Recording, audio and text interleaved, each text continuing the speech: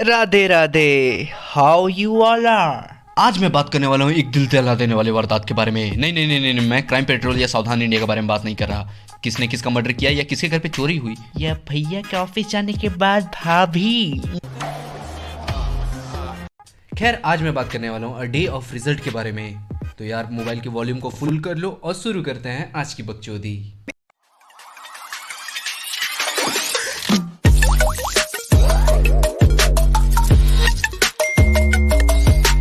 देखो यार, मुझे जहाँ तक पता है कि तुम्हें भी ये बात बिल्कुल पता होगा कि इसकी शुरुआत बिल्कुल साधारण दिन की तरह होती है। तुम क्लास में बैठ के वही बकचोदी पील रहे होते हो, क्लास टीचर वही सड़ा हुआ अटेंडेंस ले रहा होता है, तभी स्कूल में झाड़ू मारने वाली आंटी या पोछा लगाने वाले भैया तुम्हारे क्लास में प्रवेश करते हैं और उनके हाथों में काफी सारे चेक बुक्स होते हैं जिन्हें हम प्राचीन भाषा में डेट शीट कहते हैं। फिर तुम्हारे क्लास टीचर फर्स्ट बेंच से एक दो आंटू झाटू बच्चों को खड़े करके उसे कहते हैं कि इन सबको क्लास में डिस्ट्रीब्यूट कर दो। कुछ समय के बाद तुम्हारे क्लास टीचर तुम्हें ऐसे दिखेंगे मानो उन्हें तुम्हारी गांड मारने का मौका मिल गया हो। डेट शीट मिलने के बाद काफी बच्चे ऐसे होते हैं जो पढ़ाई लिखाई के बारे में बात करने लगते हैं। I should have to learn every topic from this book. यार, मुझे तो एग्जाम की बहुत ज़्यादा टेंशन हो रही है। यार, मैं तो सोच रहा था कि मैं पानी पीना भी बंद कर दूँ, बहुत टाइम वेस्ट होता है पानी पीने में। उसके बाद आता है मिडिल बेंचर्स के, जिन्हें पढ़ाई तो लंड बराबर भी नहीं आता लेकिन रिएक्शन टॉपर से कम नहीं देंगे। इनसे पूछ लो कि भाई तुम क्यों परेशान हो, तो बोलेंगे कि भाई मैं इसलिए परेशान हूँ क्योंकि मुझे एग्जाम की टेंशन नहीं हो रही है। और उसके बाद आते हैं क्लास के शहंशाह बैक बेंचर्स। वो जिंदगी जी चुके होते हैं, उन्हें एग्जाम वगैरह किसी से कुछ मतलब नहीं। ये सोचते हैं कि ये क्वेश्चन 2019 में आया था बट 2020 में नहीं, इसका मतलब है इस बार ये क्वेश्चन आएगा। और एक मैं था बेंचो, मेरी तो कोई कॉपी भी कंप्लीट नहीं रहती थी। एग्जाम के दौरान मेरी जो मजदूरी बढ़ती थी भाई, बता नहीं सकता हूँ, दिल से बुरा लगता है यार।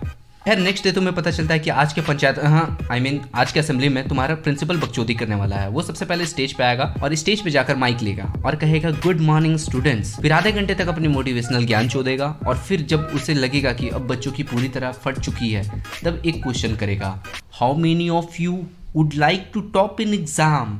और फिर भैया पूछो मत, सबके हाथ खड़े।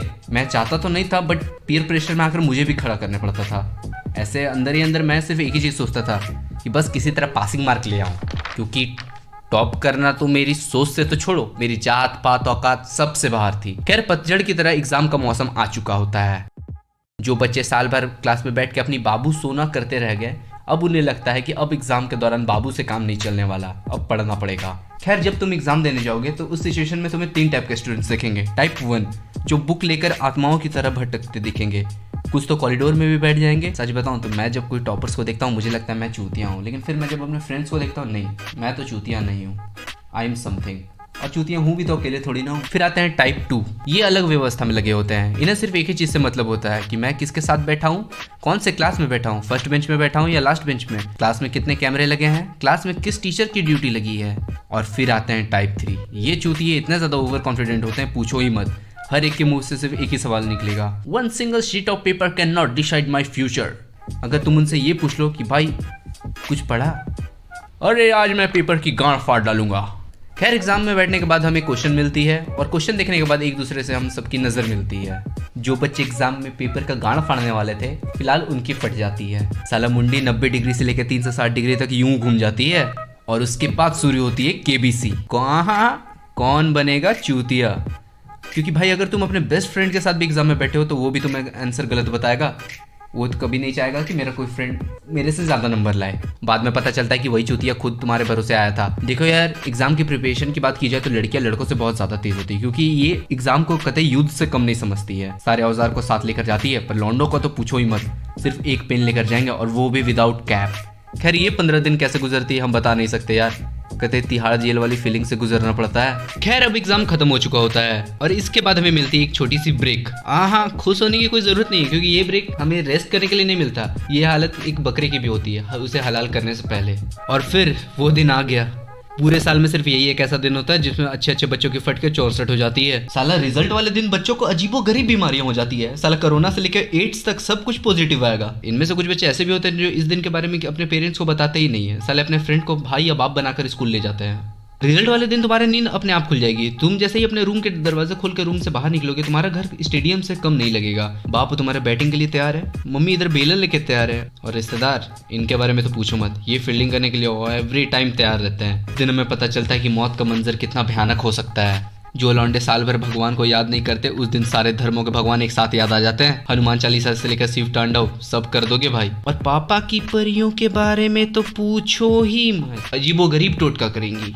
मंगलवार के दिन जितना बजरंगबली के मंदिर में भीड़ नहीं रहता, उससे ज्यादा रिजल्ट वाले दिन भीड़ रहता है। और ऊपर से साला किस्मत इतना खराब बैंचोद कि भगवान का भी सर्वर बिजी। और फिर निकलता है तुम्हारा रिजल्ट निकलने के बाद तुम्हें पता चलता है कि वही झाड़ू मारने वाली आंटी की बेटी खुशी कुमारी दोबारा टॉप कर गई। साइलेंसर इस बार भी सेकंड आ गया। इधर दो दोस्तों में मारम पट्टी शुरू हो गई, क्योंकि उसने उससे आधा नंबर ज्यादा ले आया। ये बात तो साइंटिफिकली प्रूव्ड है यार, बताना पड़ेगा क्या? ह्यूमन बिहेवियर के बारे में उस दिन हमने कुछ जाना। दोस्त फेल हो जाए तो दुख होता है, लेकिन दोस्त फर्स्ट आ जाए तो ज्यादा दुख होता है।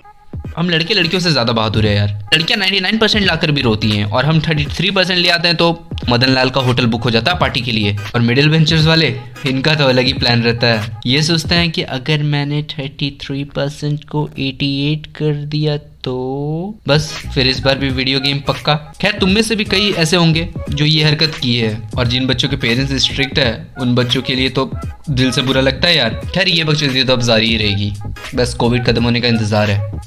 और अगर यार तुम लोग को वीडियो पसंद आई तो प्लीज़ लाइक करना, और कमेंट करके ज़रूर बताना कि तुमने इनमें से कौन कौन से टोटके किए हुए हैं। और अगर तुम लोग नए हो तो चैनल को सब्सक्राइब करो, वो जो लाल वाला बटन है उस पर लटको झटको जो करना है करो, बस सिर्फ क्लिक हो जाना चाहिए। अब मैं भी चलता हूँ यार, मुझे भी टोटके करना है।